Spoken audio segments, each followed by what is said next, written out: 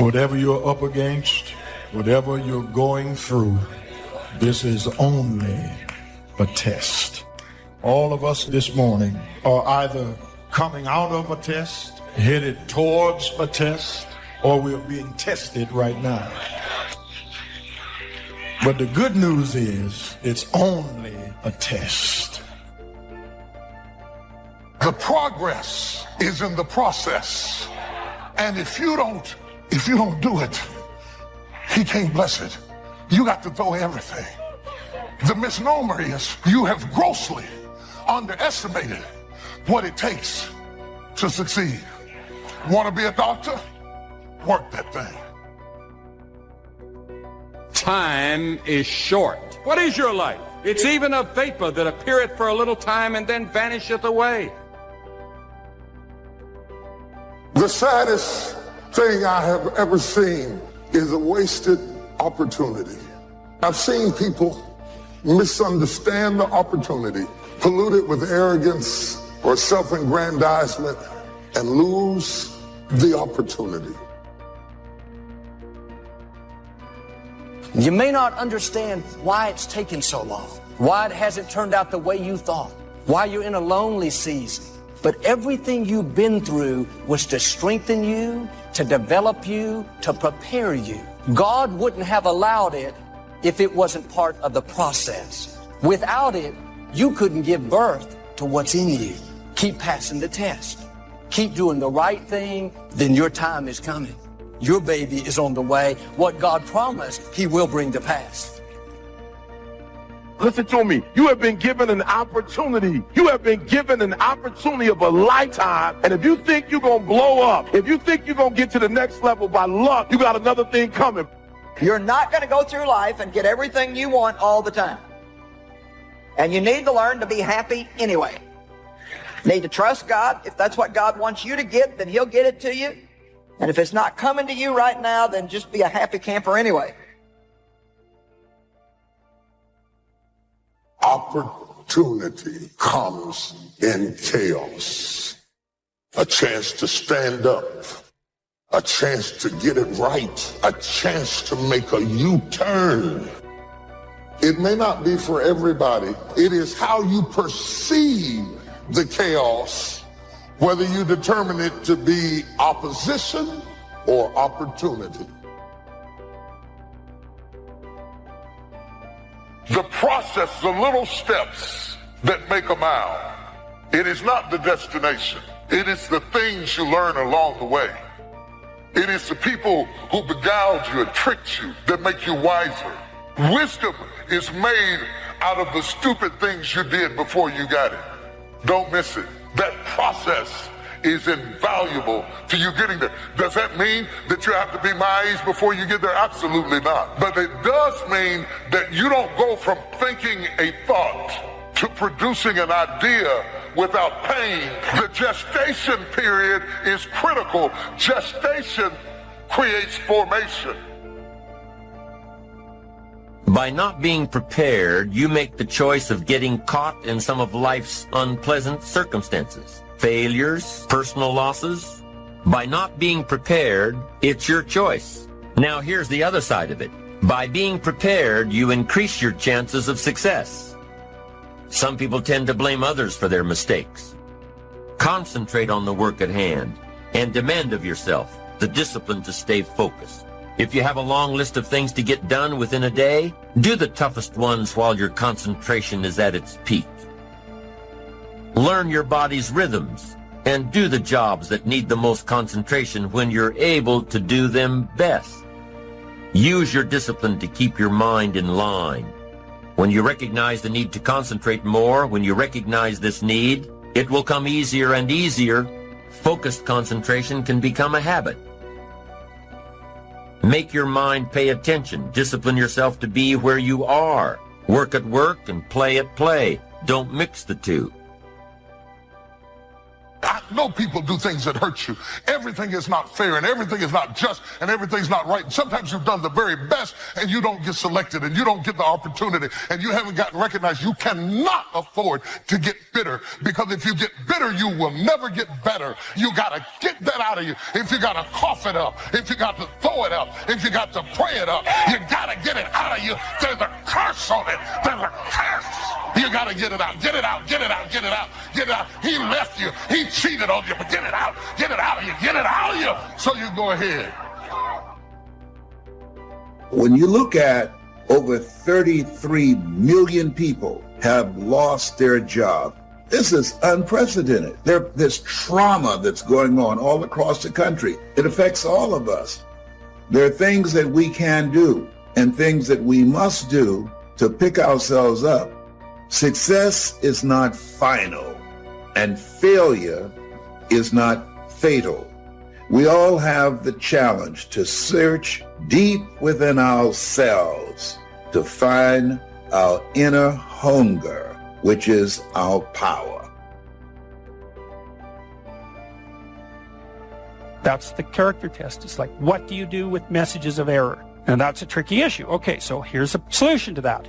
Here's what not to do. I am a bad person. I got to see myself. I'm a bad person. I might as well just go jump off the bridge. It's like, no, that's not good, because what that means is that every time you try to learn something, you're going to make a mistake, because what do you know? So you're going to make mistakes. And if the rule is every time you make a mistake, you're going to go jump off the bridge, then that's not a useful problem-solving strategy. And so when you make a mistake, you don't get to beat yourself to death with a club.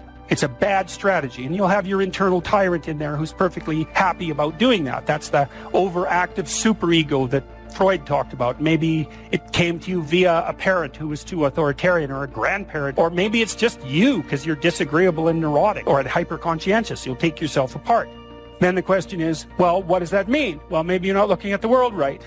Maybe your goals are wrong. Maybe you're not acting properly. If you take yourself and you put yourself in a new environment, new genes turn on in your nervous system. They encode for new proteins. You're full of biological potential that won't be realized unless you move yourself around in the world into different challenging circumstances, and that'll turn on different circuits.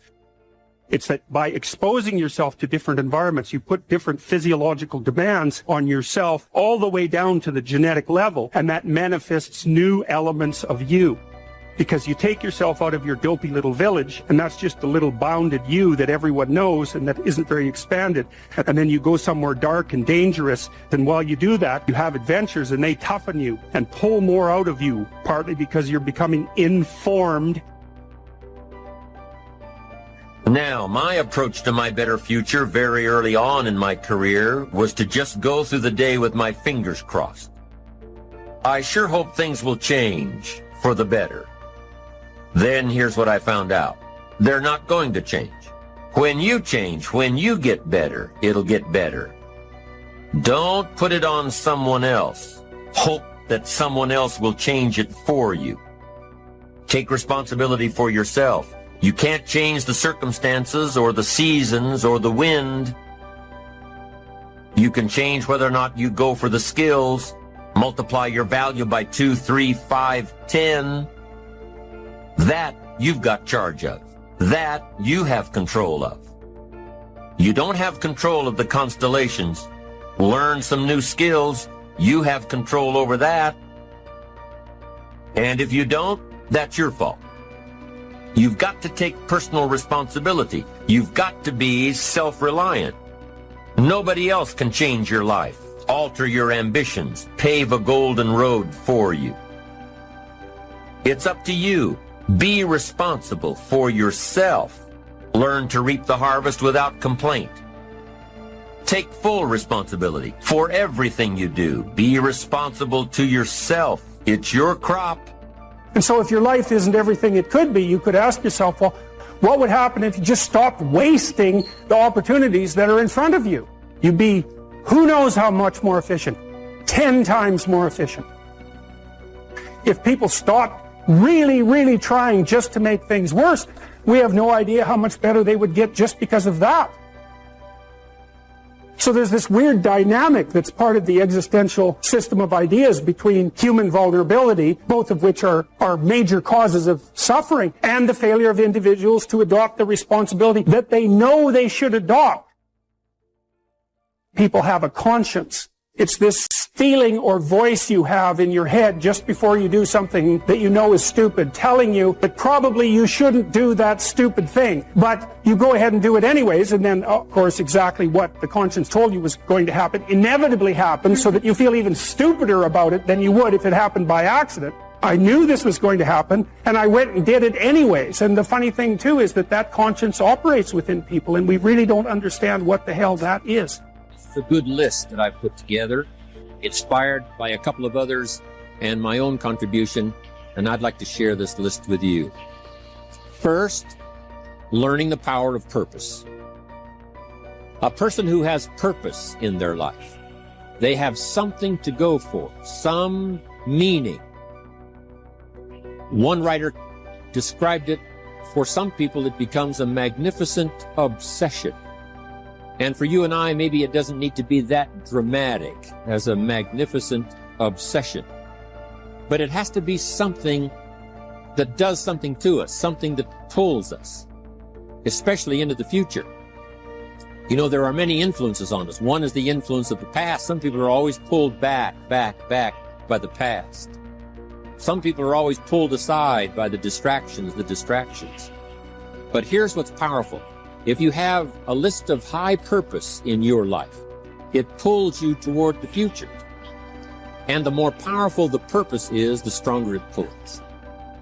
And here's the other great advantage if you have purpose for the future. It pulls you through all kinds of challenges and all kinds of difficulties. If you don't have these strong purposes for the future, it's easy to get swallowed by a bad day. It's easy to be almost annihilated by a poor month. And it's easy sometimes to almost disappear beneath the waves of a year that goes backwards if you don't have something to pull you beyond that year.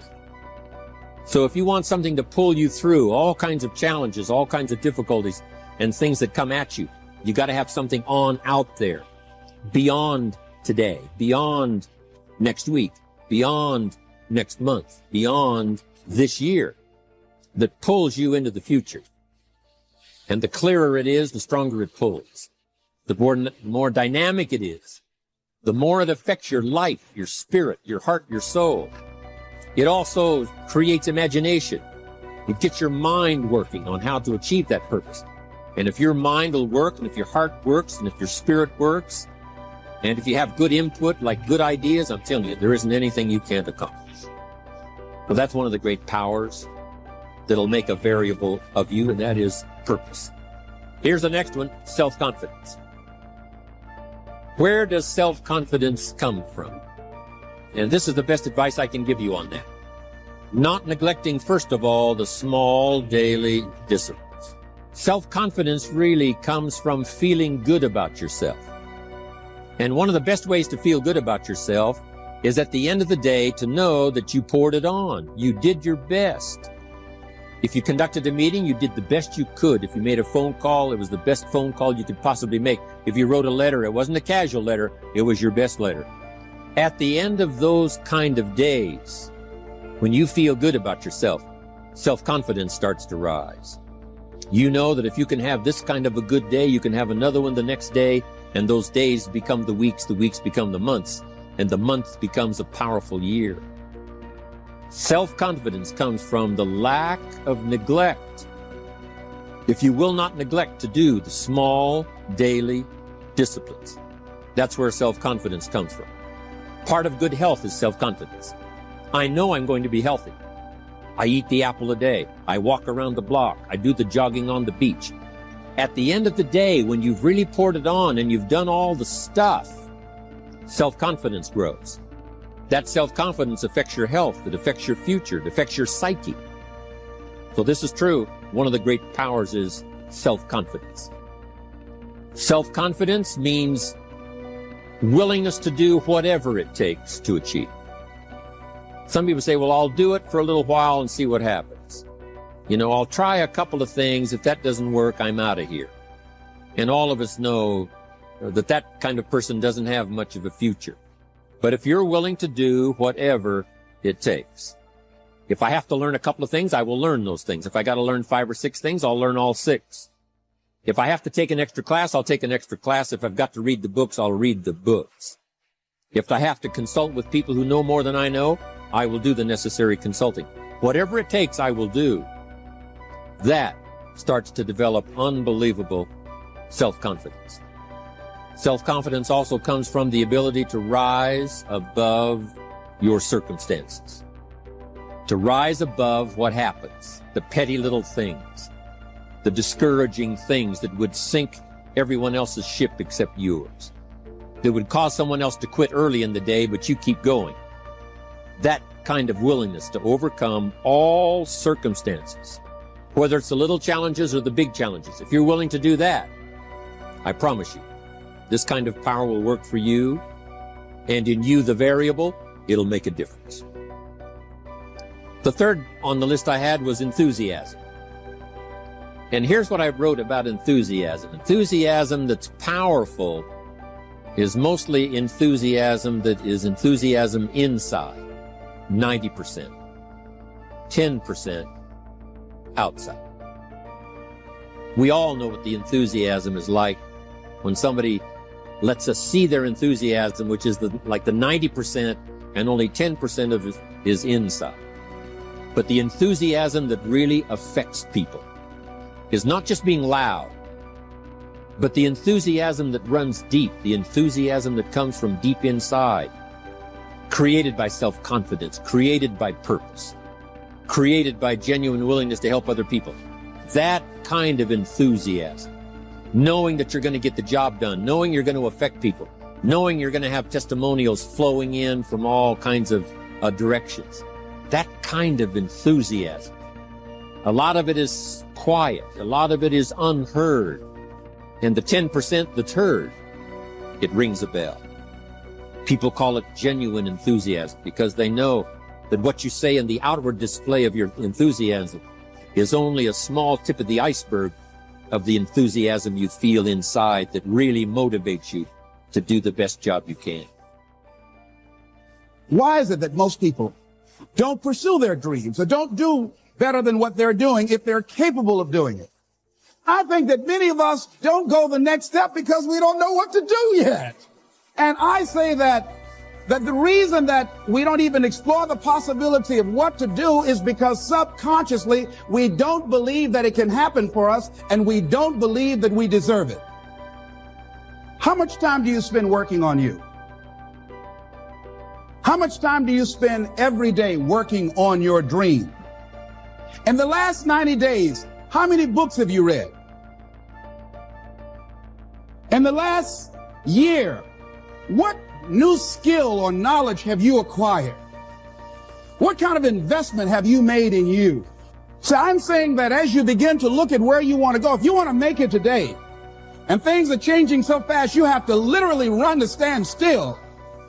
I'm saying that you've got to make some conscious effort to begin to work to develop you.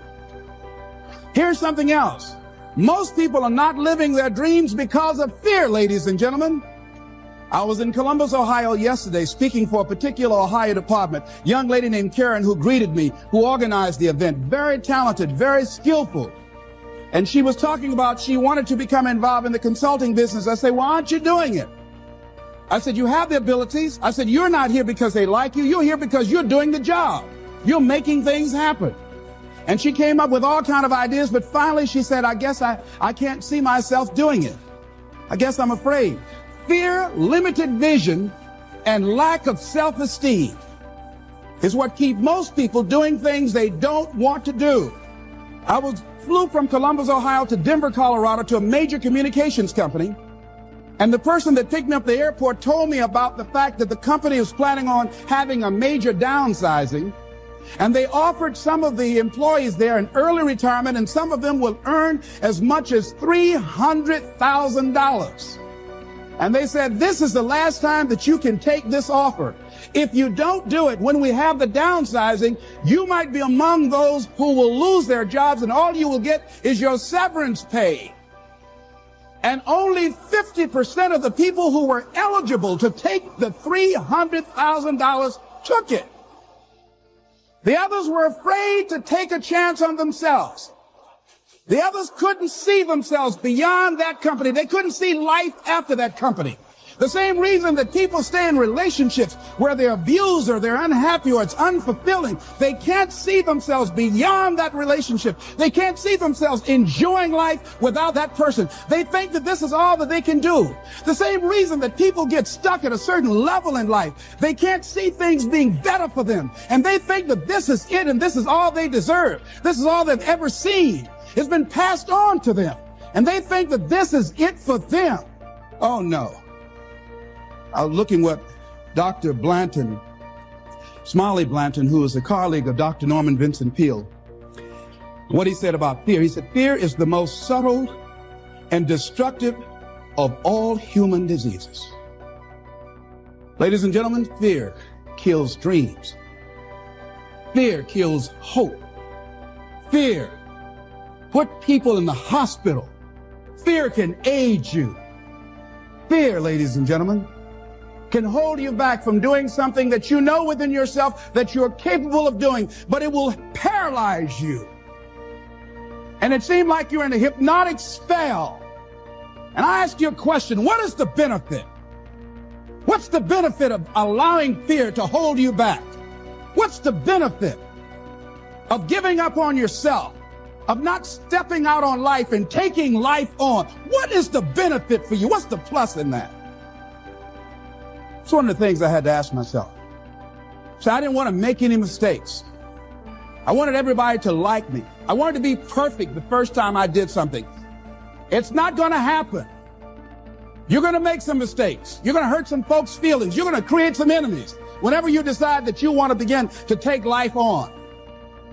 You've got to ask yourself, how long am I going to allow this to hold me back? I like what Zig Ziglar says. He said, fear is false evidence appearing real.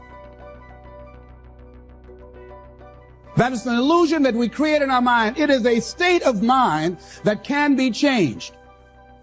So let's look at how we can begin to take some steps to restructure that fear, to begin to expand our visions of ourselves, to begin to increase our self-esteem. Webster said that self-esteem means confidence and satisfaction in oneself.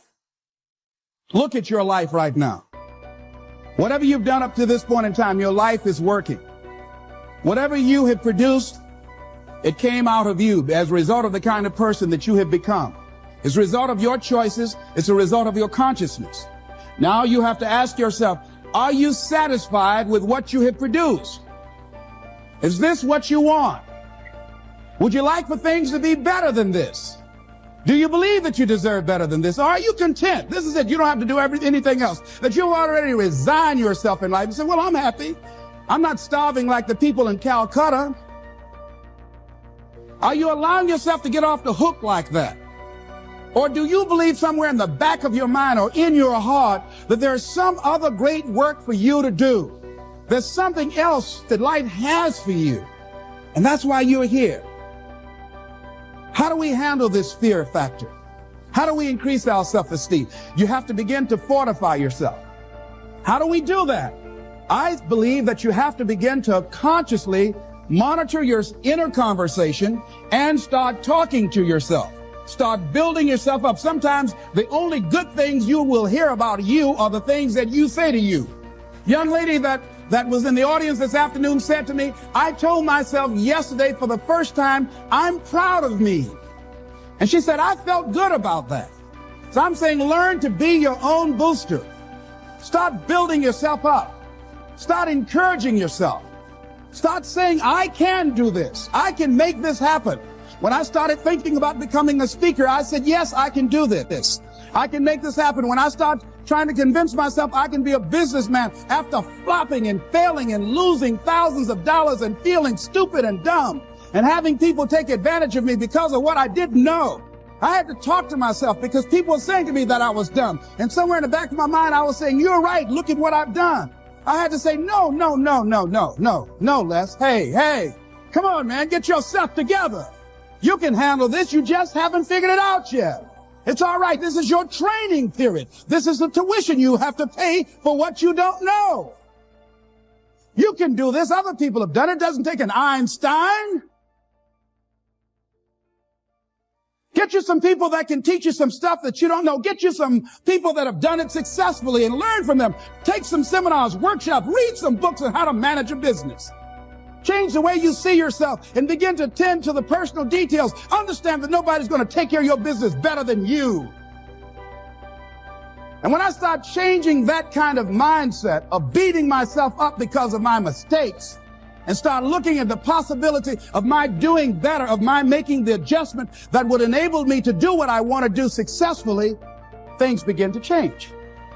And I say, stop beating up on yourself. You do it. I know you do it. I've done it. It's a natural inclination for us to put ourselves down. See, we are born negative, I think, in a negative consciousness because we live in a negative world. See, you don't have to teach children to lie. They'll lie automatically.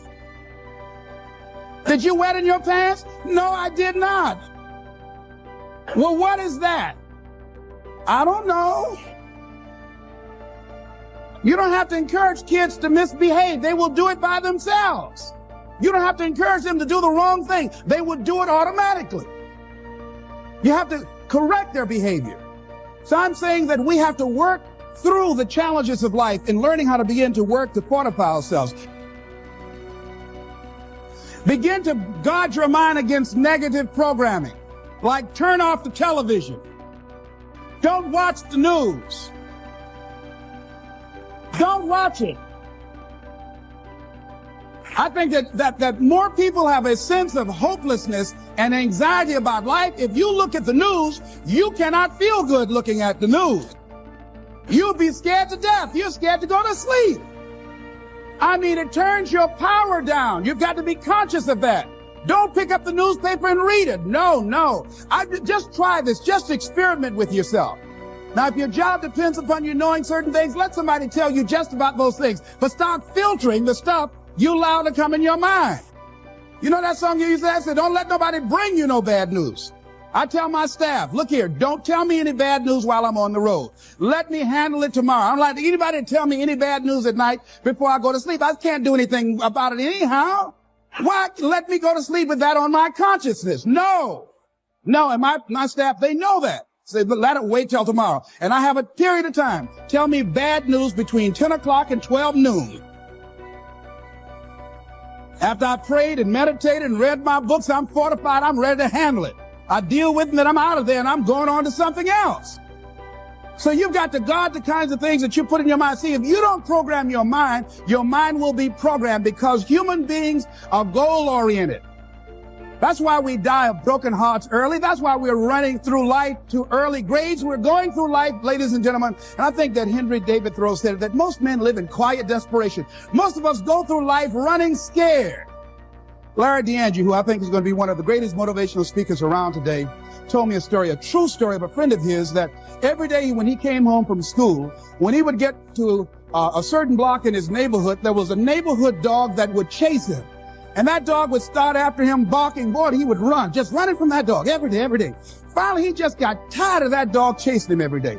He said, this dog come around here today, I'm going to take a brick or something and bust him in the head. So he was walking home that day, minding his own business. Sure enough, same area, there was that dog there. And the dog started barking, he started running, he saw a brick and he stopped and picked up the brick and turned around, and the dog got close to him. He realized the dog didn't have any teeth. He said he put the brick down and said, get on out my way. And ladies and gentlemen, all our lives, many of us go through life running from things that ain't got no teeth to do us any harm.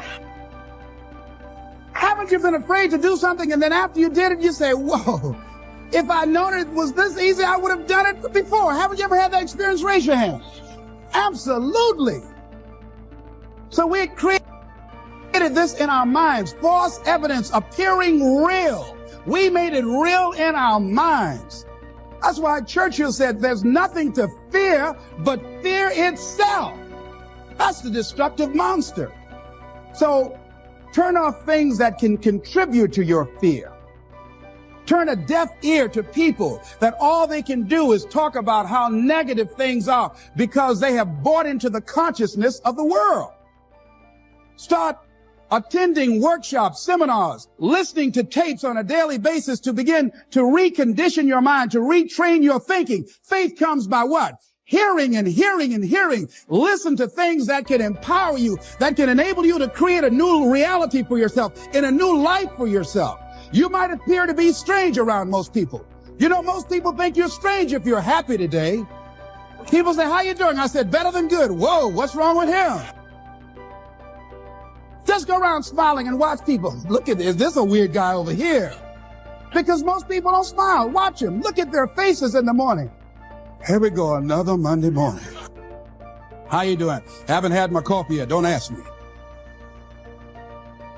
See, these people have not found their purpose in life. That's why they're grumpy. That's why they're miserable. That's why they're so negative. They're hurting and they want to hurt other people.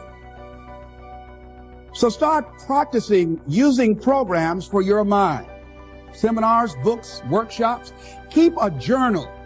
Record your thoughts. What's happening with you? Every day when you get up, have a journal near you. I use a Jack Boland journal so that I can write down my ideas. I keep it by my bed so I can write down my thoughts. See, ladies and gentlemen, we get 3 to 4 thoughts a year that if we would act on those thoughts, they could change our life. Don't say, well, I'll remember that. No, write that thought down. I got a thought today I wrote down. A friend of mine is in the hospital. His morale is low. They're talking about amputating his foot. He's got to feel very bad. So I said, you know, not only am I going to see him, but I can't be there with him all the time. I said, I'm going to create a tape for him that he can listen to that will heighten his level of morale. We told him the other night, don't go to surgery. You are depressed. Your energy level is down. No, tell him not now. Don't do it now. In fact, most doctors who have any sense of awareness don't perform surgery on patients that are in a state of fear, that don't think they will make it. They wait till they're in a different state of mind. So I said, what about making tapes for people that are facing physical challenges? I said, that's a good idea.